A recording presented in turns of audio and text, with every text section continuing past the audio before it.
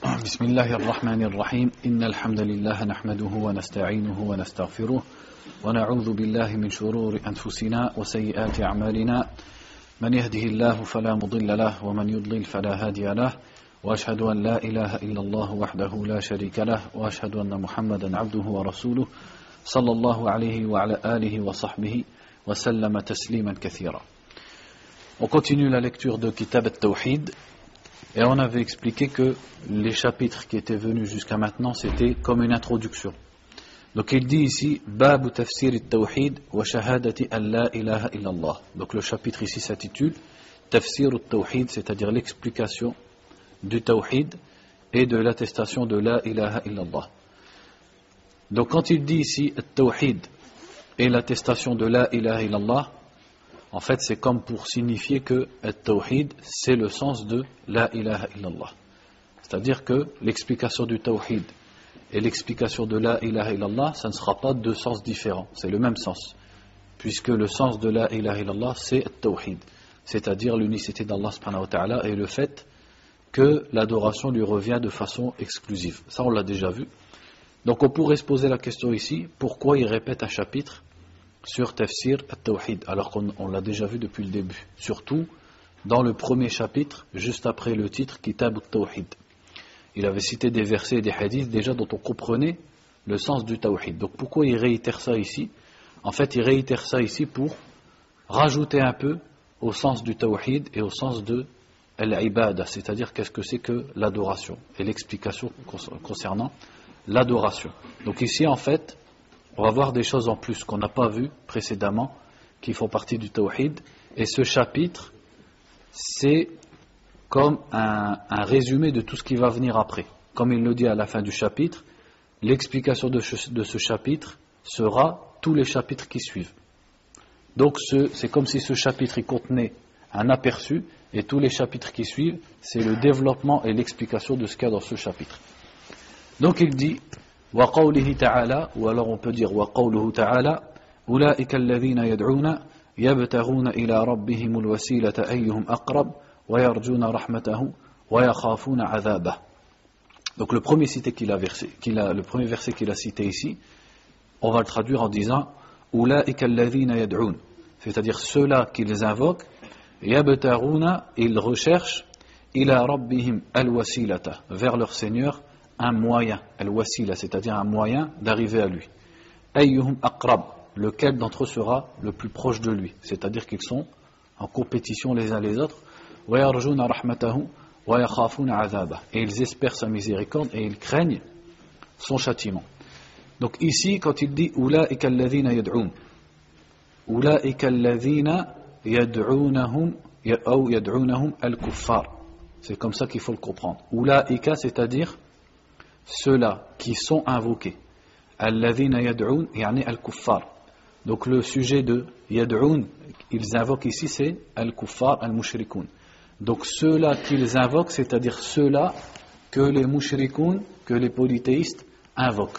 Donc ici Allah subhanahu wa ta'ala nous parle de ceux qui sont invoqués par les polythéistes et par les mécréants. Ulaika alladhina yad'un, ceux-là qu'ils invoquent, c'est-à-dire ceux-là, ces personnes, ces anges, ces prophètes, ces hommes vertueux, etc., que ceux-là invoquent, c'est-à-dire que les mécréants et que les mushrikines, les polythéistes, invoquent. Yabtaruna ila rabbihimul wasila. Ceux-là cherchent un moyen de se rapprocher de leur Seigneur. C'est-à-dire que les mushrikines invoquent, donc que ce soit de Quraysh ou autres, invoquent des divinités, alors que ces divinités elles-mêmes cherchent à se rapprocher d'Allah. C'est-à-dire ce sont des hommes, parfois des prophètes, parfois des hommes saints, parfois des anges, car on a vu précédemment que les Arabes d'avant l'islam adoraient aussi bien les pierres et les arbres que des prophètes, comme Isa par exemple, ou des anges, ou alors des hommes saints, comme notamment Maryam, ou alors Al-Lattu. Et ce verset, comment on va le comprendre aussi? On va le comprendre en lisant le verset qui précède. Donc le verset qui précède dit قُلِ ادْعُوا الَّذِينَ زَعَمْتُم مِّن دُونِهِ فَلَا يَمْلِكُونَ كَشْفَ الضُّرِّ عَنكُمْ وَلَا تَحْوِيلًا أُولَٰئِكَ الَّذِينَ يَدْعُونَ يَبْتَغُونَ إِلَى رَبِّهِمُ الْوَسِيلَةَ أَيُّهُمْ أَقْرَبُ. Donc le verset qui précède nous aide à comprendre ce verset. Le verset qui précède dit, dis-leur, c'est-à-dire dis Mohammed, qul ud'u alladhina za'amtum min dunihi. Invoquez ce que vous prétendez en dehors de lui, c'est-à-dire en dehors d'Allah. Fala yamlikuna kashfa ad-durri ankum. Ils ne peuvent pas enlever le mal de vous, wala tahwila. Ils ne peuvent pas non plus le déplacer. Donc Allah dit, ceux que vous invoquez en dehors d'Allah ne peuvent pas enlever le mal qui est sur vous. Et ils ne peuvent pas non plus le déplacer ou changer, tahwil, changer votre situation du mal vers le bien. Ceux-là qu'ils invoquent, donc ça parle toujours de ceux qui sont invoqués, cherchent eux-mêmes à se rapprocher d'Allah, al-wasila, c'est-à-dire ils cherchent eux-mêmes à avoir la crainte d'Allah et à œuvrer pour se rapprocher d'Allah. Ayyuhum aqrab, et sont en compétition entre eux. Ayyuhum aqrab, c'est-à-dire lequel d'entre eux sera le plus proche. Wa yarjuna rahmatahu, et ils espèrent sa miséricorde. Wa yakhafuna azaba, et ils craignent son châtiment. Donc, qu'est-ce qu'on retire de ces deux versets en fait? C'est qu'ici, Allah subhanahu wa ta'ala nous dit que les mécréants de Quraysh et les Arabes d'avant l'islam, de la Jahiliya, adoraient des gens ou des créatures d'Allah qu'ils prenaient comme des divinités, alors que ces créatures qu'ils invoquent elles-mêmes essayent de se rapprocher d'Allah, craignent le châtiment d'Allah et espèrent la récompense d'Allah. En plus, ces divinités qu'ils ont prises en dehors d'Allah ne peuvent pas les secourir et ne peuvent pas enlever d'eux le mal, comme la maladie ou les catastrophes de la vie, etc., etc. Donc, puisque d'une part, elles ne peuvent pas enlever pour eux le mal, alors leur adoration est insensée. Quel est le sens d'adorer quelqu'un qui ne peut pas te secourir? Ça, c'est une chose. Et la deuxième chose, dans le deuxième verset, c'est que ces êtres eux-mêmes, c'est-à-dire ces prophètes, ces anges, etc., eux-mêmes cherchent à se rapprocher d'Allah et adorent Allah. Donc pourquoi vous les adorez alors qu'eux-mêmes sont soumis à Allah subhanahu wa ta'ala? Pourquoi vous les adorez alors qu'eux-mêmes espèrent la récompense d'Allah et craignent le châtiment d'Allah? Voilà le sens de ce verset. Quel est le rapport avec notre chapitre ici? C'est de comprendre le tawhid par son contraire. C'est-à-dire ici, Allah subhanahu wa ta'ala nous parle des mushrikines et de leurs pratiques qui consistent à invoquer en dehors d'Allah des créatures d'Allah, dont ils espèrent le bien ou dont ils espèrent la protection, et que ces créatures peuvent être également des êtres dotés de raison, comme les prophètes ou les anges ou les hommes saints.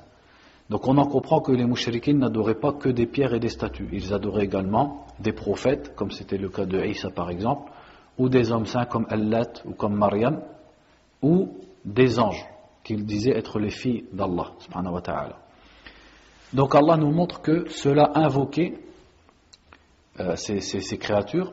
Donc le tawhid, c'est le contraire de cela, c'est-à-dire c'est invoquer Allah subhanahu wa ta'ala et lui vouer nos demandes et nos prières seul, sans ne rien lui associer. Donc c'est ça le but de ce verset ici. Pourquoi il l'a mis dans ce chapitre? C'est pour montrer que at-tawhid, c'est ad-du'a. At-tawhid, c'est dans ad-du'a, notamment. C'est-à-dire at-tawhid, la ilaha illallah, c'est le fait d'invoquer et de prier Allah subhanahu wa ta'ala seul. Et de ne pas prier et invoquer autre qu'Allah azza wa jal, quel qu'il soit, même si c'est un prophète ou un ange. Donc ça c'est pour le premier verset, bien sûr. Ça, on va y revenir dans beaucoup de chapitres. وقوله تعالى ومن الناس من يتخذ من دون الله أندادا يحبونهم كحب الله. Non, j'ai sauté une page. Donc il dit وقوله تعالى وإذ قال إبراهيم لأبيه وقومه إنني براء مما تعبدون إلا الذي فطرني فإنه سيهدين وجعلها كلمة باقية في عقبه لعلهم يرجعون. Donc ici, il cite un autre verset, qui dit وَإِذْ قَالَ إِبْرَاهِيمُ لِأَبِيهِ وَقَوْمِهِ. Et lorsque Ibrahim a dit à son père et à son peuple إِنَّنِي بَرَاءٌ. Bara'un ici c'est dans quel sens? Bari, yani innocent. Bara'un mimma ta'budun. Certes, je suis innocent de ce que vous adorez. إِلَّا الَّذِي فَطَرَنِي. Sauf celui qui m'a, qu'est-ce que ça veut dire fatarani? Créé, c'est comme khalaqani. فَإِنَّهُ سَيَهْدِينَ. Certes, c'est lui qui va me guider. وَجَعَلَهَا, yani Ibrahim, وَجَعَلَهَا. Quand il dit, et il en a fait, le ha dans ja'alaha, ça revient à quoi? À quoi ça revient, ad-damir, le pronom? À cette parole. Quand il dit, إنني براء مما تعبدون إلا الذي فطرني فجعلها يعني هذه الكلمة كلمة باقية في عقبه وهي ماذا لا إله إلا الله. Cette parole, donc Allah dit, et il en a fait une parole qui allait perdurer dans sa descendance afin qu'il revienne. C'est quoi cette parole? C'est la ilaha illallah. Ce qui veut dire que la parole d'Ibrahim dans le premier verset est le sens même de la ilaha illallah. Donc revenons à ce qu'il a dit Ibrahim à son peuple et à son père qui adorait des étoiles et qui adorait des idoles en dehors d'Allah subhanahu wa ta'ala. Il leur a dit innani bara'un mimma ta'budun. C'est-à-dire je suis innocent, je me dégage de ce que vous adorez. C'est-à-dire qu'Ibrahim a exprimé à son peuple le fait qu'il mécroit et qu'il renie leur divinité, leurs étoiles, leurs statues, etc. Donc ça correspond à la ilaha, quand on dit la ilaha. C'est-à-dire qu'on renie al-aliha. Qu'est-ce que veut dire ilah? C'est ce qui s'adore, le ma'boud. C'est toutes les choses auxquelles on voue un culte. Donc lui, c'est la même chose qu'il a fait. Quand il a dit innani bara'un mimma ta'budun, c'est comme quand on dit la ilaha. On renie les divinités. Mais tout de suite après, qu'est-ce qu'il a dit? Il a fait l'affirmation de l'adoration d'Allah en disant illa alladhi fatarani, sauf celui qui m'a créé. Donc est-ce qu'il a renié absolument toutes les divinités? Non. Il les a reniées sauf une, qui est la vraie divinité, c'est-à-dire Allah subhanahu wa ta'ala, le créateur. Donc ça correspond à illallah. Quand on dit la ilaha illallah, c'est la même chose qu'Ibrahim a dit à son peuple. Innani bara'un mimma ta'budun illa alladhi fatarani. Il y a aussi quand il a dit illa alladhi fatarani, il y a une allusion pourquoi il a choisi de dire pourquoi il n'a pas dit simplement illallah. Pourquoi il a dit illa alladhi fatarani, sauf celui qui m'a créé, au lieu de dire simplement illallah ou illa rabb par exemple.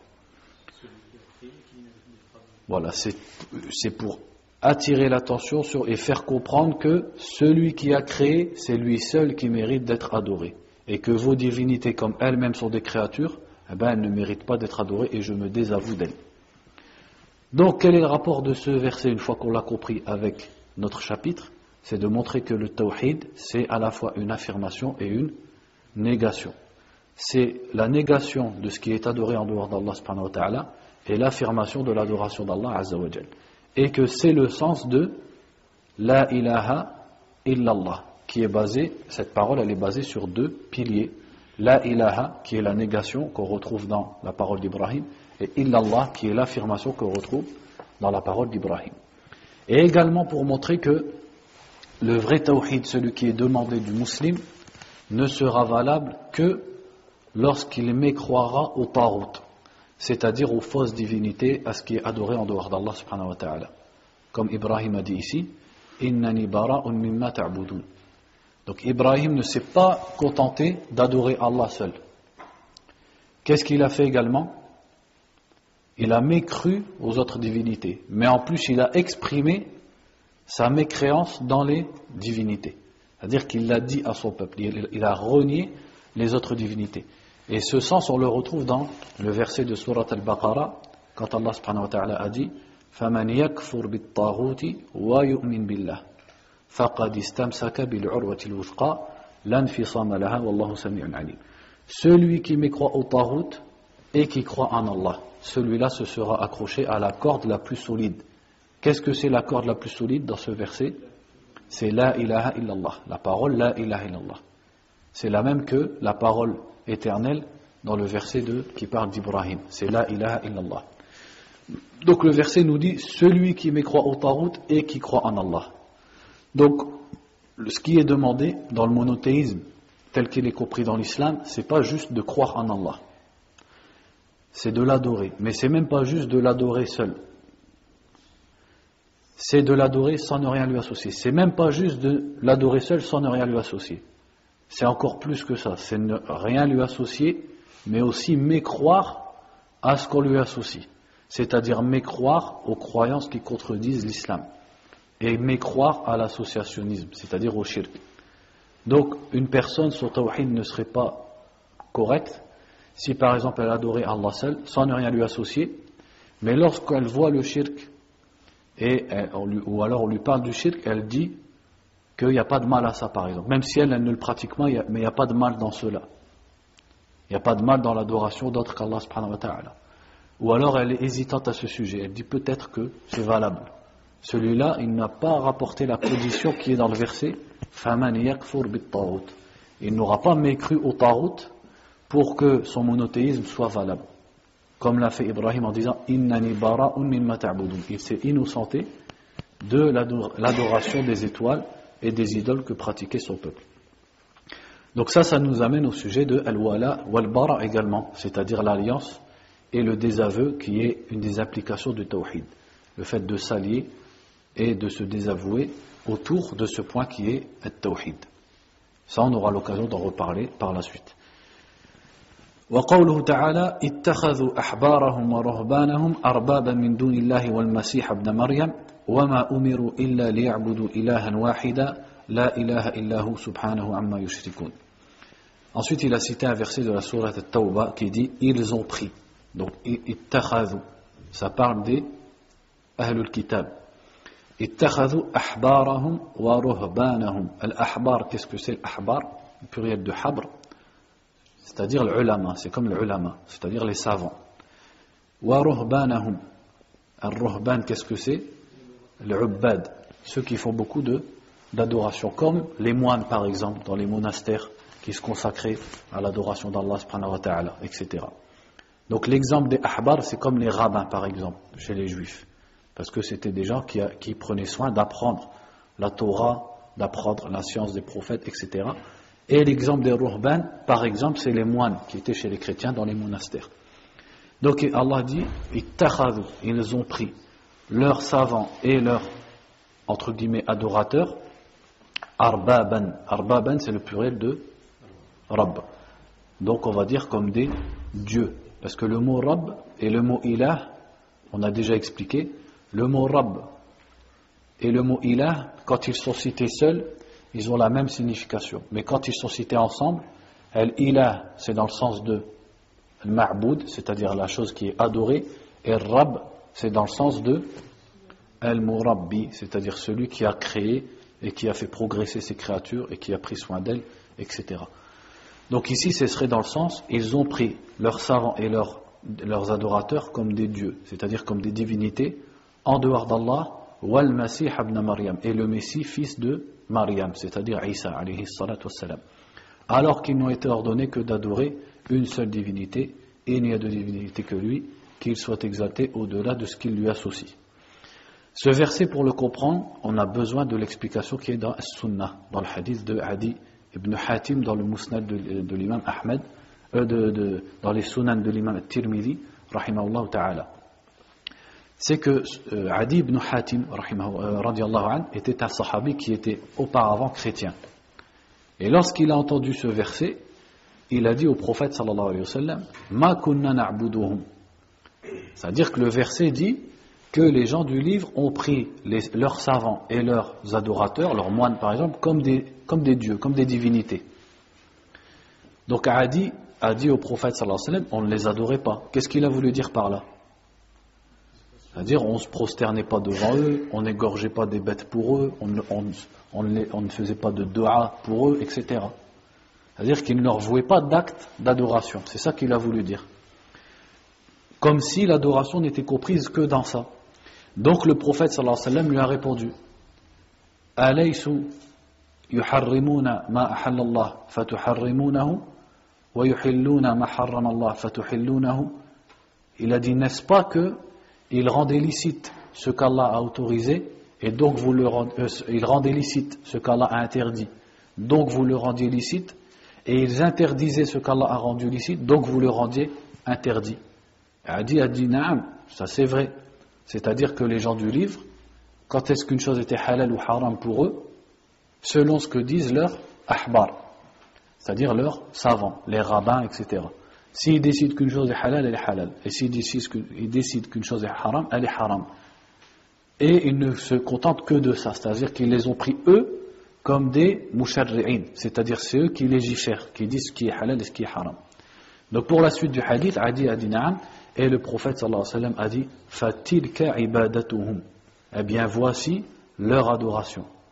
C'est-à-dire en les mettant comme des législateurs qui, eux, décident de ce qui est halal et de ce qui est haram, eh bien vous les avez mis à la place d'Allah subhanahu wa ta'ala, à l'égal d'Allah azza wa jal. Pourquoi? Parce qu'on sait que at-tashri', c'est-à-dire la législation, le fait de dire ceci est halal, ceci est haram, ceci est wajib, etc., etc., cela découle de quel attribut?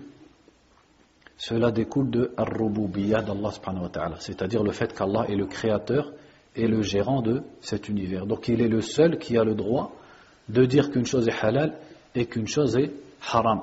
Donc venir placer cette caractéristique dans quelqu'un, eh bien c'est le mettre à l'égal d'Allah subhanahu wa ta'ala.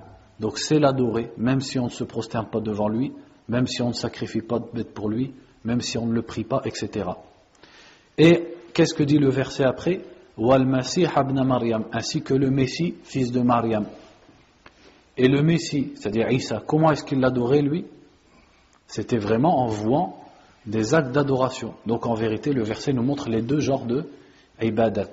L'ibada par les actes d'adoration et l'ibada en mettant cette chose comme un rab qui va légiférer ce qui est halal et ce qui est haram. Donc c'est ainsi qu'ils ont associé à Allah subhanahu wa ta'ala leurs savants et leurs adorateurs, en les mettant comme des musharri'in, c'est-à-dire des législateurs à la place d'Allah subhanahu wa ta'ala.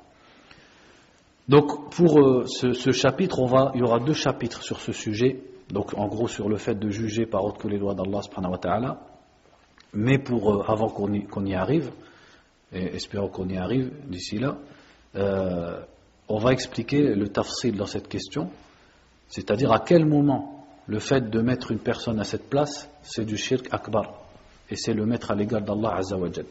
En fait, tout est une question d'i'tiqad, c'est-à-dire de croyance.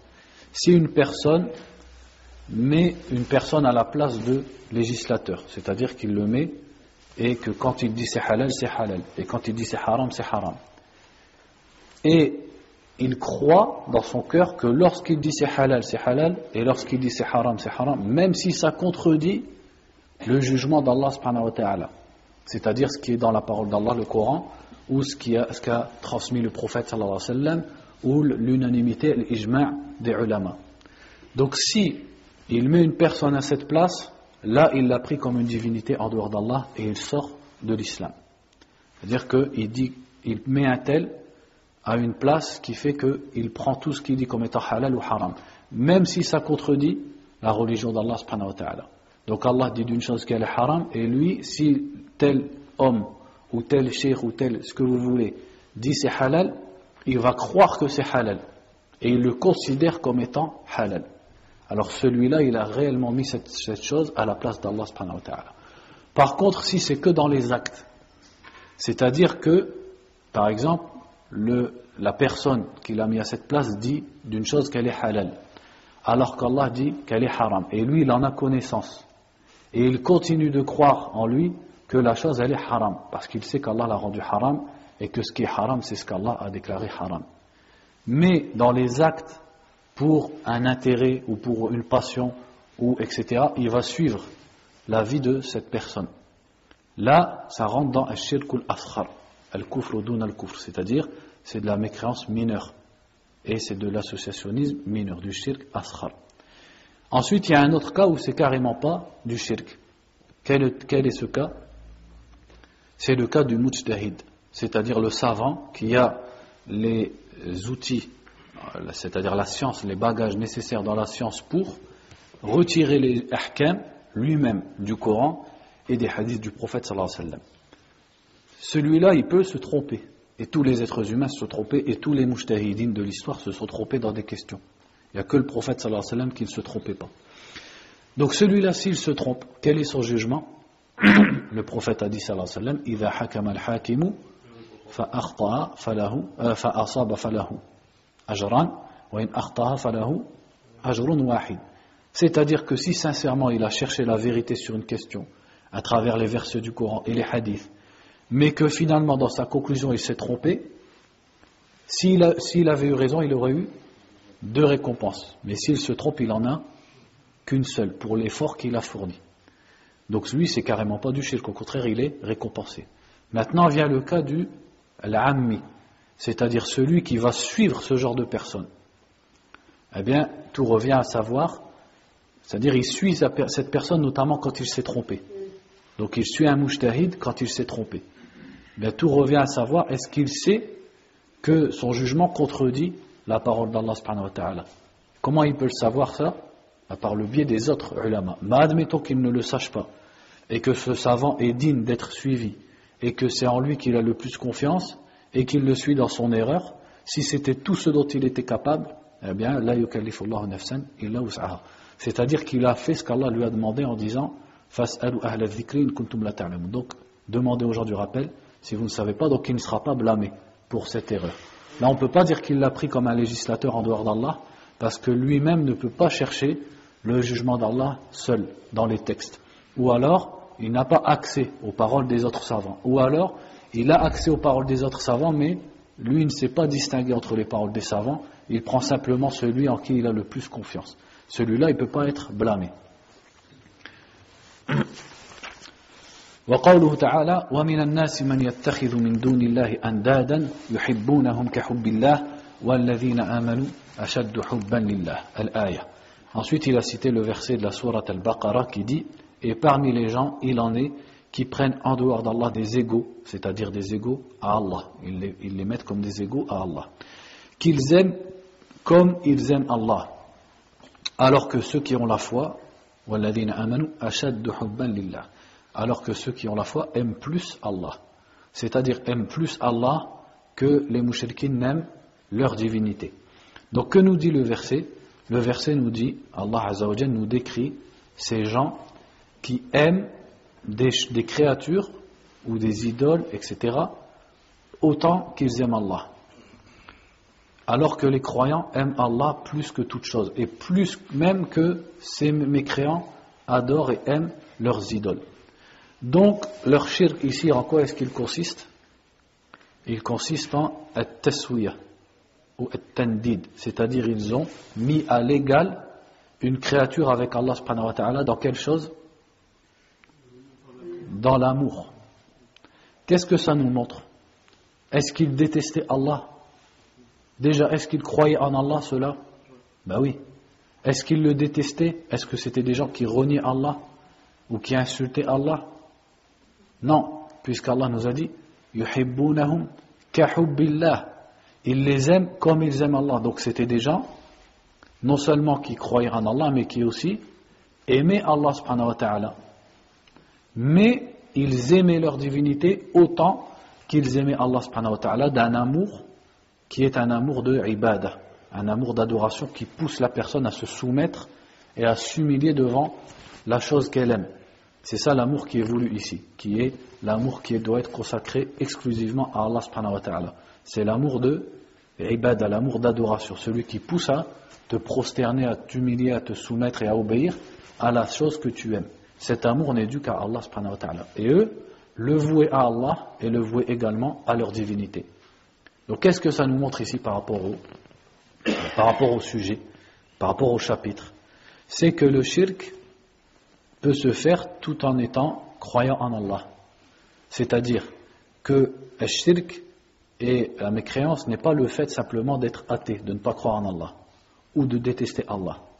Mais que les mécréants de Quraysh aimaient Allah, croyaient en lui, mais ils étaient quand même des mouchriquines. Pour quelle raison? Parce qu'ils aimaient leurs idoles autant qu'ils aiment Allah subhanahu wa ta'ala. Et ce verset nous montre aussi que donc le shirk, c'est de mettre à l'égal une créature avec Allah dans une adoration.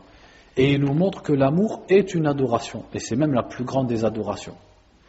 Et il nous montre que at-tawhid, qui est le fait d'adorer Allah exclusivement, son fondement et sa base, c'est l'amour. C'est-à-dire que le tawhid n'est pas qu'une adoration basée sur la crainte. Il est basé sur la crainte, mais il est également basé sur l'amour, car Allah dit وَالَّذِينَ آمَنُوا أَشَدُّ حُبًّا لِلَّهِ. Ceux qui ont la foi, les monothéistes, aiment plus Allah. C'est-à-dire que leur adoration pour Allah subhanahu wa ta'ala est basée et elle est accompagnée d'amour, encore plus que les Quraysh n'aimaient Allat et Uzza, etc., etc. Et ça nous montre aussi que les adorations ne sont pas que dans les actes. mais elles sont surtout même dans le cœur, car l'amour c'est quelque chose qui est dans le cœur. Ces traces sont dans les actes, mais l'amour lui-même il est dans le cœur. وفي الصحيح عن النبي صلى الله عليه وسلم من قال لا إله إلا الله وكفر بما يعبد من دون الله حرم ماله ودمه وحسابه على الله عز وجل. Ensuite il a dit, et dans le Sahih, c'est-à-dire le Sahih de l'imam al-Bukhari rahimahullah, le prophète a dit sallallahu alayhi wa sallam, celui qui dit la ilaha illallah et qui mécroit wa kafara et qui mécroit à ce qui est adoré en dehors d'Allah, ses biens et son sang sont sacrés, sont interdits, et son compte est auprès d'Allah Azza wa Jal. Donc ici, qu'est-ce que le prophète a dit sallallahu alayhi wa sallam? Celui qui dit la ilaha illallah, il a la sacralité du musulman. Ses biens sont sacrés et son sang est sacré, c'est-à-dire c'est lui le musulman. Il a fait dépendre ça d'une simple parole, qui est la ilaha illallah. Mais est-ce que cette parole, elle est dénuée de toute condition, et dénuée de preuves, ou est-ce qu'il a rajouté une condition? Ici il a dit, celui qui dit la ilaha illallah wa kafara bima yu'badu min dunillah, et qui mécroit à ce qui est adoré en dehors d'Allah. C'est-à-dire que si la personne venait à dire la ilaha illallah, et même à attester l'attestation, mais elle continue à adorer par exemple Isa, ou à adorer Maryam, ou à adorer Bouddha, ou à adorer le Sidi Foulen ou le Wali Foulen, à adorer quelqu'un en dehors d'Allah subhanahu wa ta'ala et à l'invoquer en dehors d'Allah azza wa jal. Ou alors il dit la ilaha illallah, il n'invoque personne, mais lorsqu'on lui parle du shirk, on lui parle de l'adoration de Maryam, de l'adoration de Isa, de l'adoration de Bouddha, etc., il n'y voit pas de mal. Lui adore Allah seul, mais le shirk, il ne le renie pas. Ou alors il doute sur le fait que ce soit valable ou pas. Eh bien celui-là n'aura pas mécru. Donc imaginez la condition que le prophète a mis ici, sallallahu alayhi wa sallam, c'est carrément al-kufr, la mécréance, c'est-à-dire de renier ce qui est adoré en dehors d'Allah. Donc comme le musulman adore Allah et invoque Allah, il doit également renier et mécroire, c'est-à-dire croire que l'adoration d'autre qu'Allah est nulle et est interdite et est du shirk. Et ce genre de hadith où le prophète sallallahu alayhi wa sallam dit celui qui dit la ilaha illallah et ensuite il met une condition, on en retrouve plusieurs. Quand il a dit man qala la ilaha illallah mukhlisan yabtaghi bidhalika wajha Allah, plutôt, c'est-à-dire il cherche par cela la face d'Allah. Dans un autre hadith il a dit sadiqan min qalbihi, il le dit sincèrement de son cœur, c'est-à-dire qu'il le dit non pas pour plaire aux gens ou pour se protéger.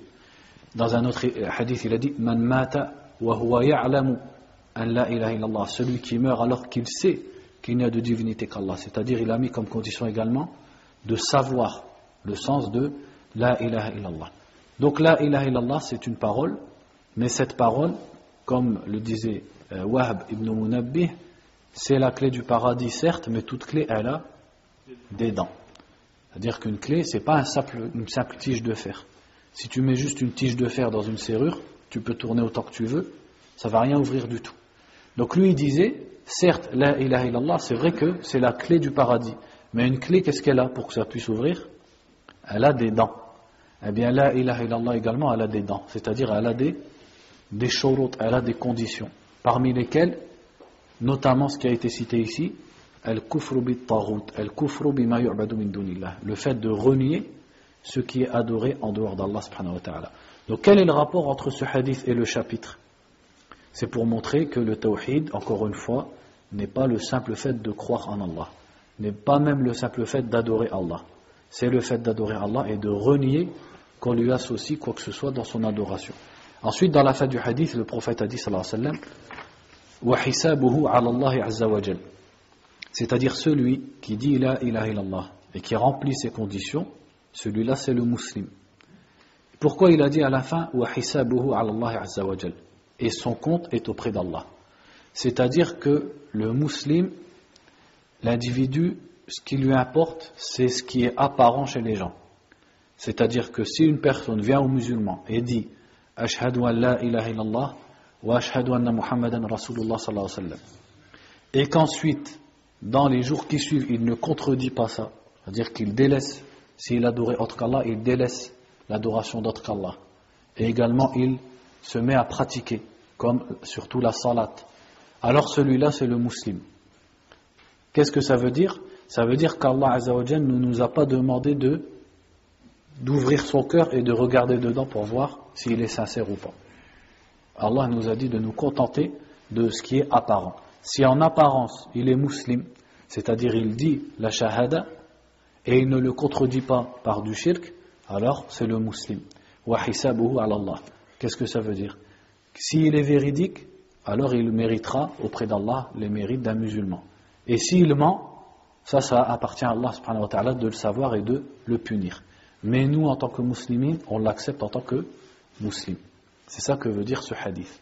Et pour la parenthèse, comment une personne devient musulman ou est musulman? Parce que ça, c'est une choubha que certaines personnes elles peuvent avoir, c'est-à-dire une fausse idée. Il y a des personnes comme ça qui sont adeptes du takfir, et ils disent que même une personne, si son père il est musulman ou sa mère elle est musulmane, il faut qu'il prouve encore qu'il soit musulman. Ça, c'est le contraire de l'unanimité des musulmans. Les musulmans n'ont jamais fonctionné comme ça. C'est-à-dire que dans l'islam, si une personne est de père musulman et de mère musulmane, ou alors même seulement de père musulman, ou alors seulement de mère musulmane, il est musulman. C'est-à-dire dans son jeune âge. Et ensuite, selon la religion qu'il va pratiquer. Donc la base, c'est qu'il est musulman. Ça, c'est pour le musulman al-asli. Et pour celui qui n'est pas musulman d'origine, qu'est-ce que c'est tout simplement? C'est ce dont on a parlé ici. C'est-à-dire qu'il dit « Ashhadu an la ilaha illallah wa anna Muhammadan Rasulullah sallallahu alayhi wa sallam » et ensuite, il doit prouver ça également dans les actes, notamment par la salat. C'est-à-dire au bout d'un moment, comme le dit Cheikh Mohamed Aman, c'est-à-dire on va quand même entre guillemets le surveiller. C'est-à-dire ça ne doit pas être juste une prétention, il faut également que dans la pratique, il l'applique. Donc il doit faire la salat, il jeûne le mois de Ramadan, etc. Et surtout, le plus important, car on peut dire à la limite que la salat, il n'est pas kafir, etc. Mais surtout, yakfuru bima yu'badu min dunillah. C'est-à-dire que s'il continue à dire que le christianisme c'est bien, ou qu'on peut prier Isa, ou qu'on peut prier Mariam, et ou il continue de valider ses anciennes croyances, alors son la ilaha illallah n'est pas valable. Et là on voit qu'en fait il ne l'a pas dit réellement pour se convertir. Ensuite le cheikh a dit wa sharhu hadhihi tarjama ma ba'daha min al-abwab. L'explication de ce chapitre, c'est tous les chapitres qui suivent, comme je vous l'ai dit au début. ثم قال الشيخ رحمه الله تعالى باب من الشرك لبس الحلقة والخيط ونحوهما لرفع البلاء أو دفعه. Donc là on commence réellement dans les chapitres qui nous expliquent التوحيد et le shirk en détail. Donc il dit chapitre باب 2 points من الشرك, c'est-à-dire il fait partie du shirk. Donc là à cette étape du cours, vous comprenez bien que je vous explique plus le mot tawhid, je vous explique plus le mot shirk. C'est-à-dire maintenant dans le cours on dit tawhid et on dit shirk. Je traduis plus, j'explique plus. Donc il fait partie du shirk le fait de porter une halqa, c'est-à-dire un anneau, ou un khayt, c'est-à-dire un fil, ou quelque chose qui y ressemble, pour enlever un malheur ou pour le repousser. C'est quoi la différence entre enlever un malheur et le repousser? Pourquoi il a dit les deux choses différentes? Enlever un malheur, c'est quand il est déjà là, comme une maladie par exemple, ou la pauvreté, ou autre chose. Et le repousser, c'est quand la personne, dans l'exemple de la maladie, elle est en bonne santé, mais elle craint d'être malade. Donc qu'est-ce qu'il nous dit ce chapitre en fait?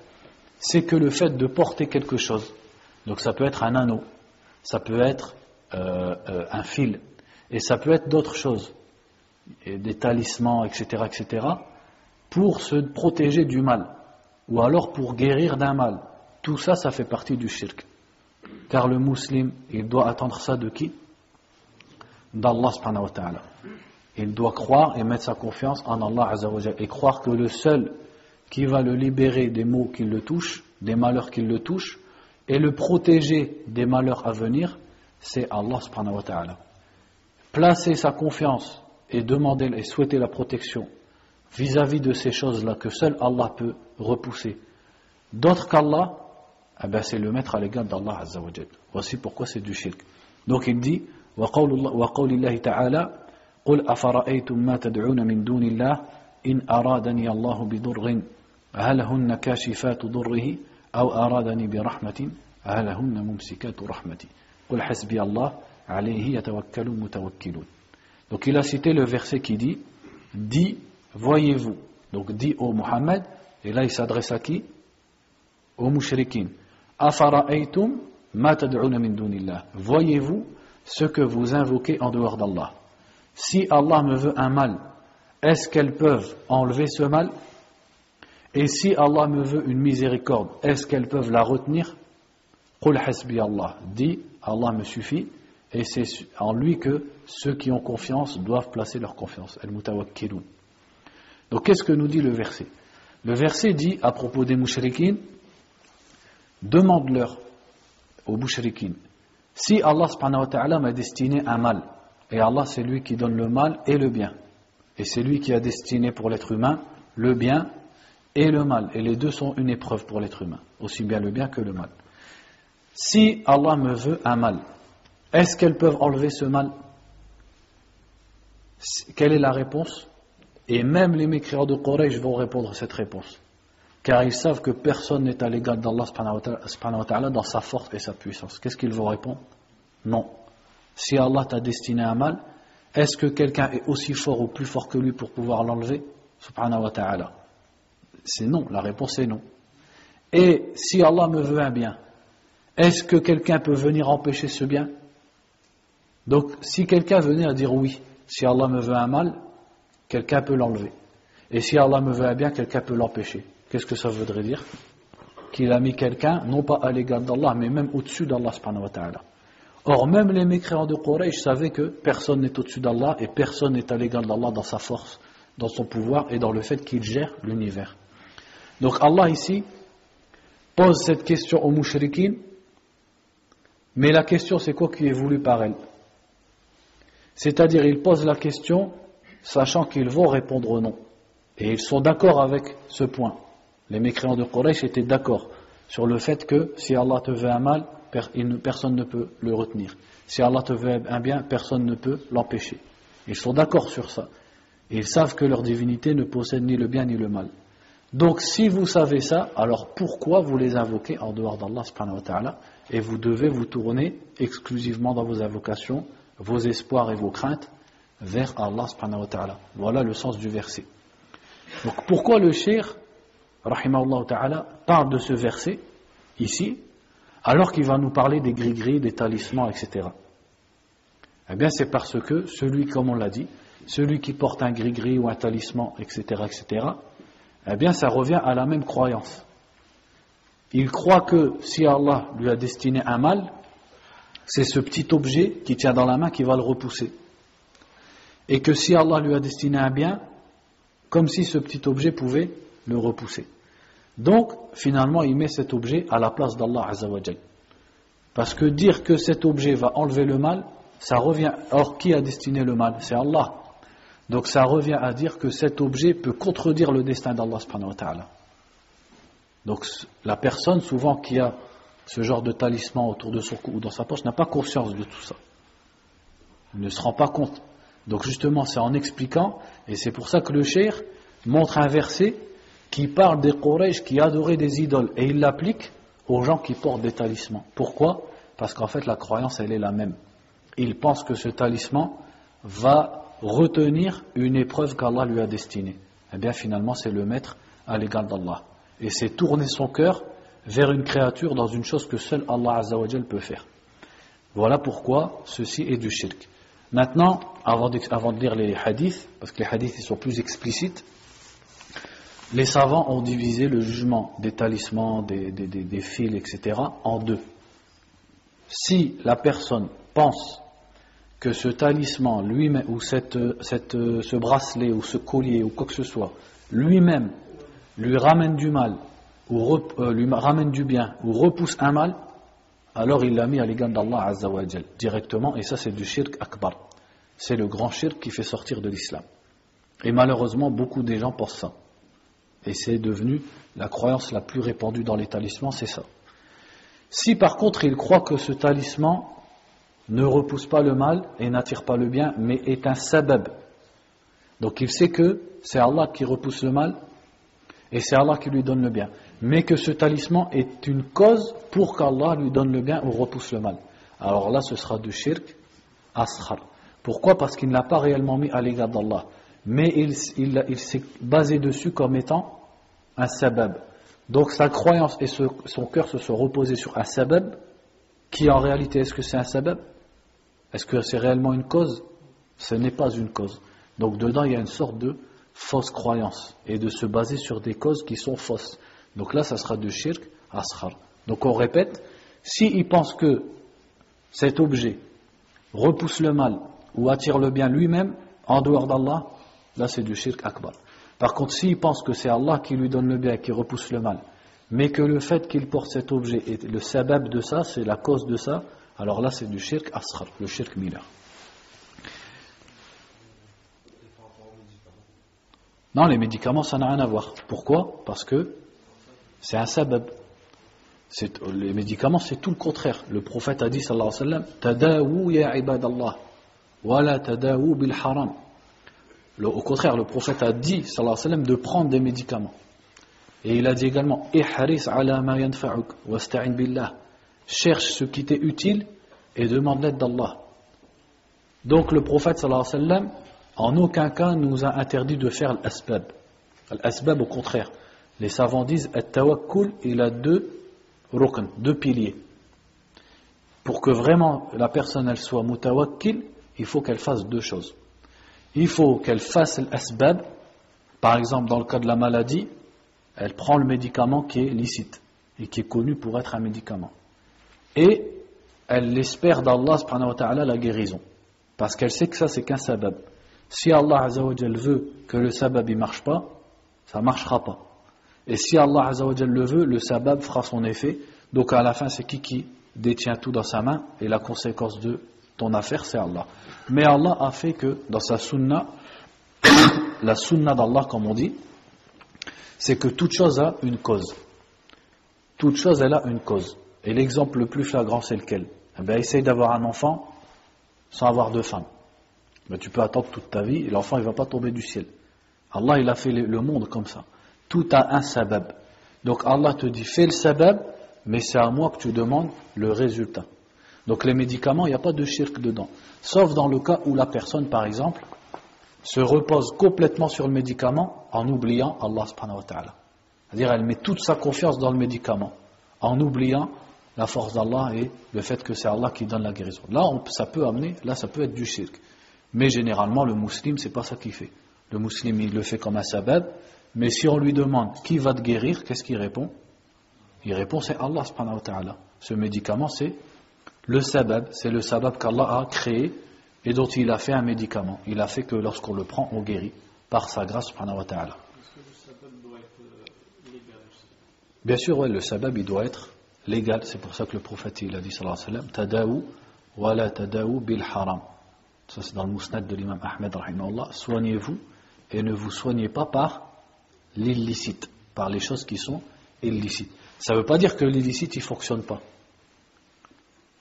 L'asbab, il y en a qui sont licites, il y en a qui sont illicites, et les deux elles marchent. Sinon les gens ils ne feraient pas de haram, ils ne voleraient pas. Le vol c'est un sabab.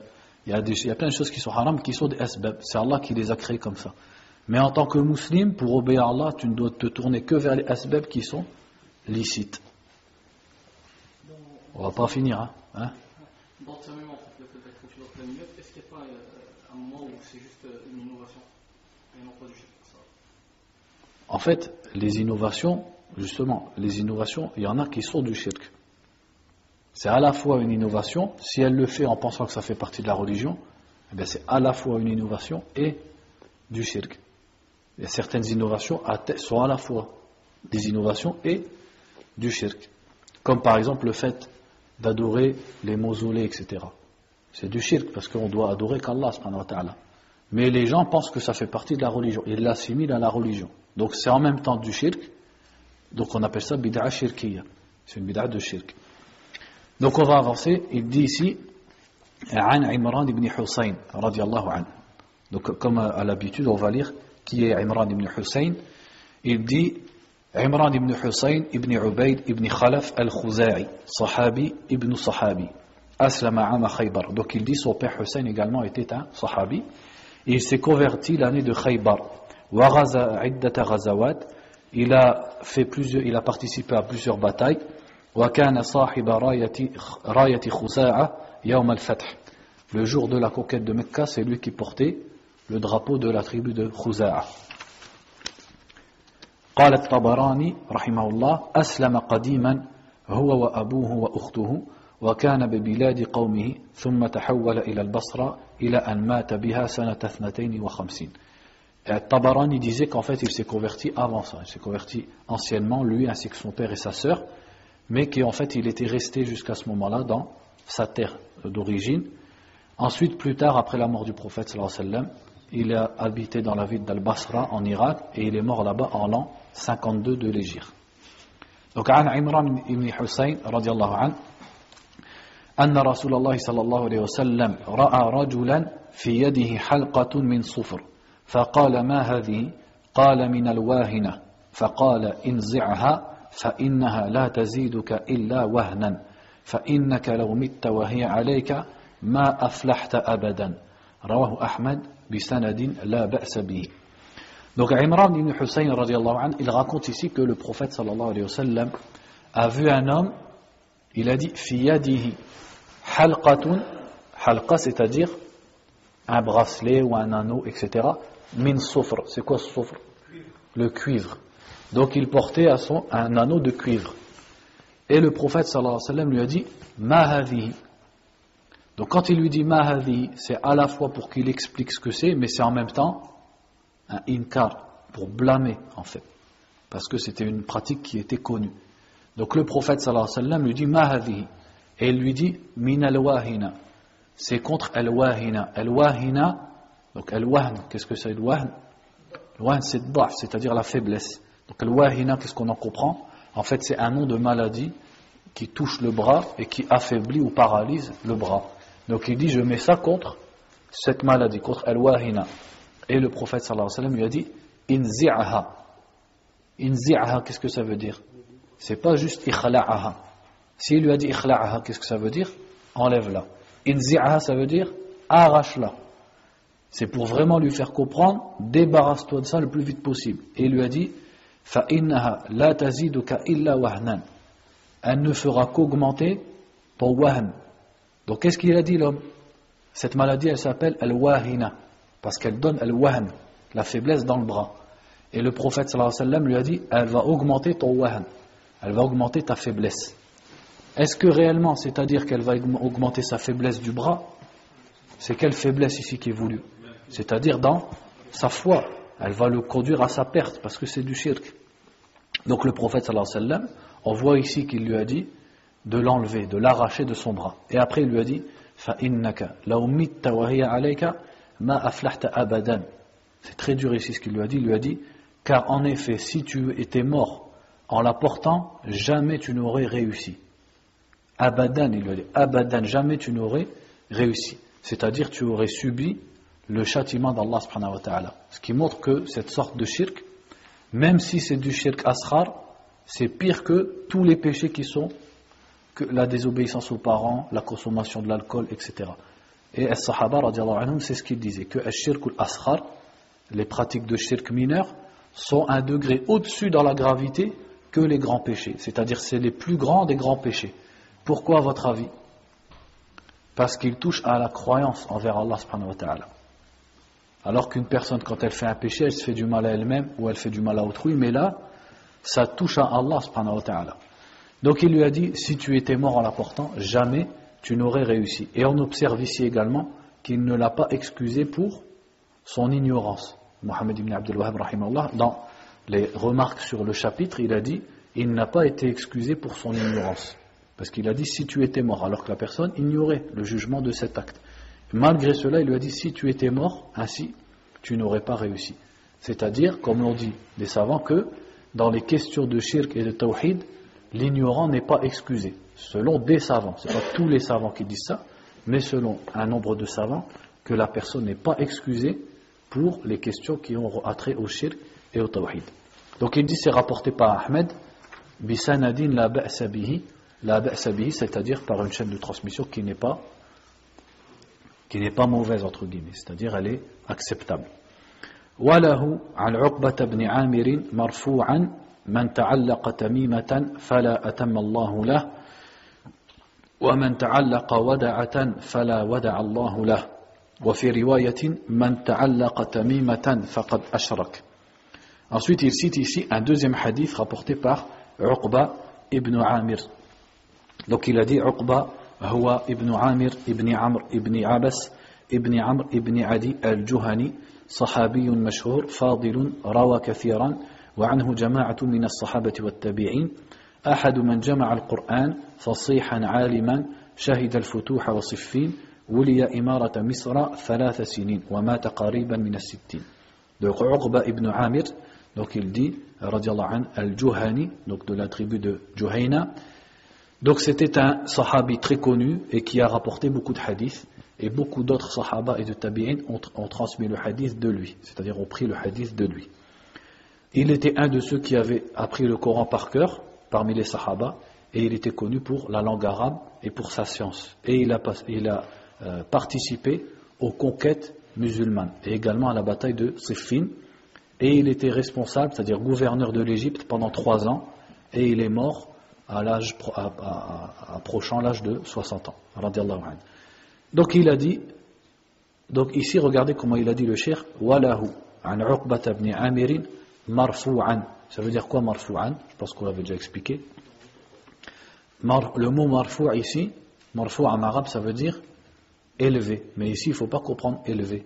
Ici c'est ce qu'on appelle du istilah, c'est-à-dire c'est une façon d'employer le mot qui est propre à une catégorie de savants, de spécialistes d'une science précise. Quelle science ici? Les sciences du hadith. Donc dans les sciences du hadith, quand on dit un hadith marfu', c'est-à-dire un hadith qui vient du prophète sallallahu alayhi wa sallam. Et si on dit un hadith mawqouf, qu'est-ce que ça veut dire? C'est-à-dire un hadith qui vient d'un sahabi, c'est-à-dire en fait ce n'est pas la parole du prophète sallallahu alayhi wa sallam, mais d'un sahabi. Et si on dit un hadith maqtou', qu'est-ce que ça veut dire? Ça veut dire un hadith qui vient en fait d'un tabi'i, c'est-à-dire c'est une parole de, par exemple, Saïd ibn al-Musayyib ou bien al-Hassan al-Basri, il dit quelque chose. On peut appeler ça un hadith, mais un hadith maqtou', coupé entre guillemets, ça s'appelle comme ça, c'est un lexique, ils ont choisi des mots pour désigner des hadiths. Même si la plupart du temps, quand on dit le mot hadith, il s'applique que au marfu', que celui qui vient du prophète sallallahu alayhi wa sallam. Ça c'est une façon également, c'est de dire hadith pour les paroles du prophète sallallahu alayhi wa sallam. Et qu'est-ce qu'on dit pour le reste? Al-athar. Ça c'est pas tous les savants, mais c'est quelque chose à notre époque qui est la façon d'employer les mots qui est la plus connue. Donc quand vous voyez, par exemple, an Abi Hurayra ou bien an Ibn Umar marfu'an, en fait ça veut dire Uqba ibn Amir rapporte du prophète sallallahu alayhi wa sallam, 2 points, et après il cite le hadith. En fait c'est comme si on disait walahu an Uqba ibn Amir an nabi sallallahu alayhi wa sallam. Donc parfois le dire an nabi sallallahu alayhi wa sallam, qu'est-ce qu'ils disent? Ils disent marfu'an, tout simplement. Ouais, voilà, c'est pareil, c'est la même chose. Voilà, marfu'an. Donc il dit ici man ta'allaqa tamimatan fala atamma Allahu lahu wa man ta'allaqa wada'atan fala wada'a Allahu lahu. Donc ce hadith, avant qu'on en parle, les savants du hadith disent qu'il n'est pas authentique, mais la deuxième version qu'il a citée, elle est authentique. Mais on va quand même l'expliquer pour voir le sens. Il dit celui man ta'allaqa, c'est-à-dire qui porte ou qui accroche. Donc il s'accroche à lui-même, soit à son bras ou à son cou, ou à autrui ou à son véhicule, etc. Tamimatan. Donc celui qui accroche une tamima, fala atamma Allahu lahu, qu'Allah ne complète pas ce qu'il souhaite. Donc ici le prophète sallallahu alayhi wa sallam parle de tamima. Qu'est-ce que tamima? Tamima c'est le talisman, c'est-à-dire toute chose qu'on porte pour se protéger ou au contraire pour avoir du bonheur, comme porte-bonheur. Donc ça peut être, à l'époque il le faisait avec des perles ou avec d'autres choses qu'on va citer ici. Ça peut être n'importe quel objet. Tout objet qu'on porte à son cou, ou à sa main, ou dans sa poche, ou à sa voiture, ou on le met à son enfant, ou dans sa maison, en espérant de cet objet, ça rentre dans at-tamima. Donc il a dit celui qui accroche une tamima, fala atamma Allahu la. Donc regardez le prophète sallallahu alayhi wa sallam, l'expression ici, il a dit fala atamma Allahu la. Il a employé un verbe qui ressemble au mot tamima. Celui qui porte une tamima, qu'Allah ne complète pas ce qu'il souhaite. Et après il a dit, sallallahu alayhi wa sallam, wa man ta'allaqa wada'atan. Wada'atan, c'est-à-dire, c'est les perles qui viennent de la mer. Donc celui qui porte une perle, parce qu'en fait les Arabes les utilisaient en pensant que ces perles, elles repoussent le mauvais œil, etc. Fala wada'a Allahu la.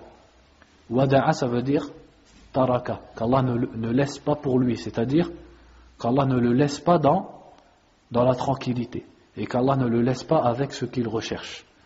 Donc, certains disent que, pourquoi ils prenaient des wada'at, des perles? Parce qu'ils en espéraient ad-da'a. Ad-da'a, qu'est-ce que ça veut dire? Ad-da'atu, le repos, la tranquillité. Comme les deux mots ils se ressemblent, eh bien, ils portaient des perles qui s'appellent wada'a pour avoir ad-da'a. Ça, certains savants ils ont dit ça. Eh bien, le prophète ici dans le hadith sallallahu alayhi wa sallam a invoqué contre celui qui fait ça avec le contraire de ce qu'il veut.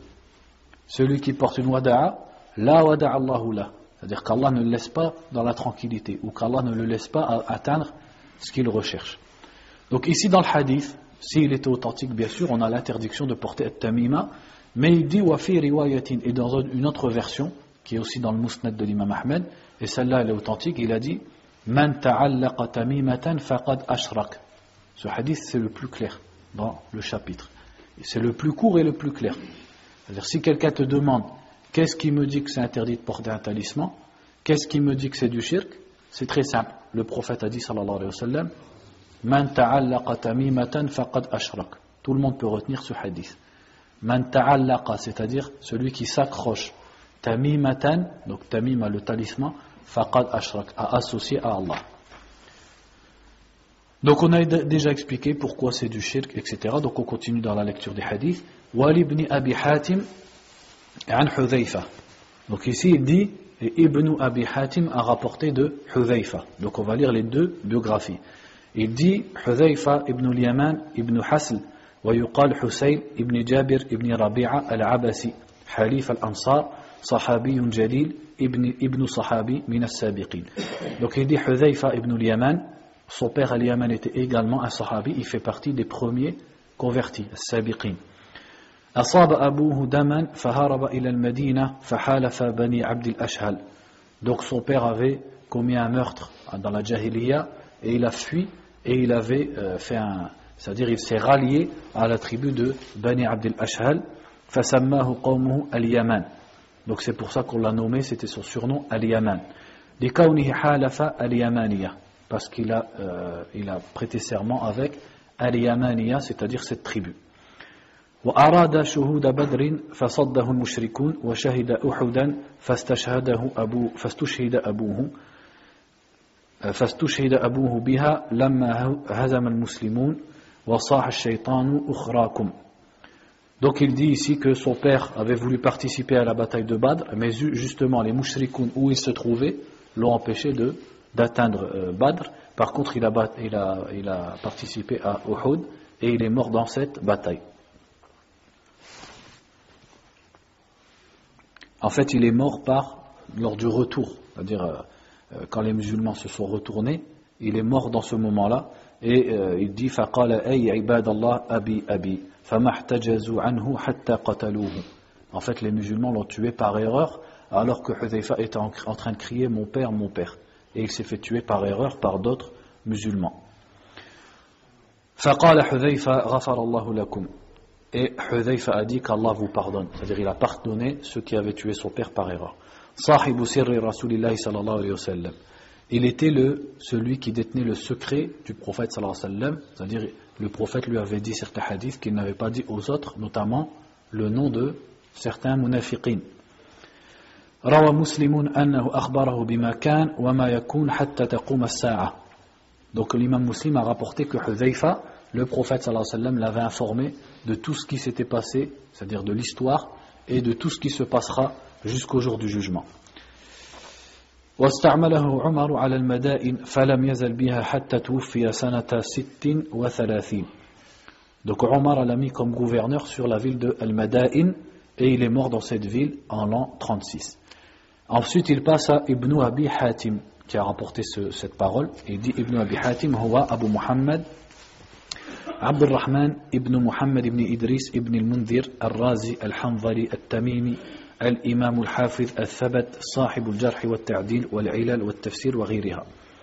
Donc Ibn Abi Hatim, son père c'était Muhammad ibn Idris, Abu Hatim, qui était un des grands savants du hadith à l'époque de l'imam Ahmed rahimahullah, et son fils Abd al-Rahman également était un des grands savants et un des grands imams du hadith, et il a écrit plusieurs livres comme At-Tafsir, dont est tirée la parole de Hudayfa, et également Al-Jarh wa Ta'dil sur les rapporteurs du hadith et d'autres. Il est mort en 327 de l'Hégire, rahimahullah ta'ala. Donc il dit an Hudayfa radiyallahu an annahu ra'a rajulan fi yadihi khaytun min al-humma faqata'ahu wa tala qawlahu ta'ala wa ma yu'minu aktharuhum billahi illa wa hum mushrikun.